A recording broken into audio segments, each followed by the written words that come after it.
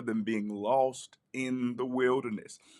That were better than being between a rock and a hard place. It would have been better to be where we were than Moses for you to have us out here and we don't know what's going to happen next. In fact, they use this language. Did you bring up thing that I want to encourage us with this morning is that when God delivers you, when you have made up in your mind that something's got to be different, when you've made up in your mind, I need to go forward, when you've made up in your mind, my destiny will not be uh, deterred or hindered, or my dreams will not be.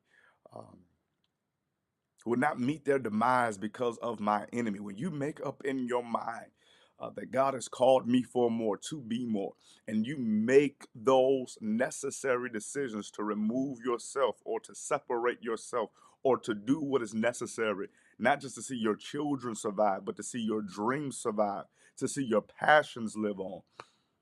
When you make those decisions, family, and you cry out to God earnestly, and God hears and God answers your prayer, family, I would pray that we would not, that we will resist the urge to go back from what go back to what God has delivered us from. Let me slow it down, say it one more time. I pray that we will resist the urge to go back to what God has delivered us from. And thanks be unto God that many of us can testify. I pray that all of us have a testimony that God has delivered us from something. Amen. And is still delivering us. He's still in the work of sanctifying us and making us who he wants us to be. We're still in the act of growing into who we should be.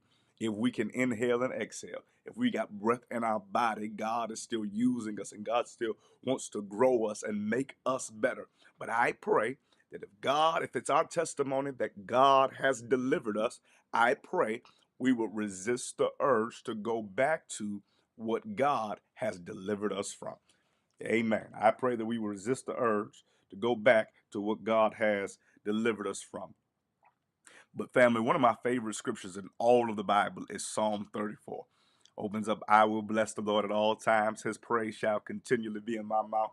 My soul shall make her boast in the Lord. The humble shall hear thereof and be glad. Oh, magnify the Lord with me, and let us exalt his name together. Those who look to him are radiant. Their faces are not covered with shame. This poor man called, and the Lord heard him and saved him out of all of his troubles. The angel of the Lord encamps around those who fears him, and he delivers them. Listen, I got to jump to the King James version. And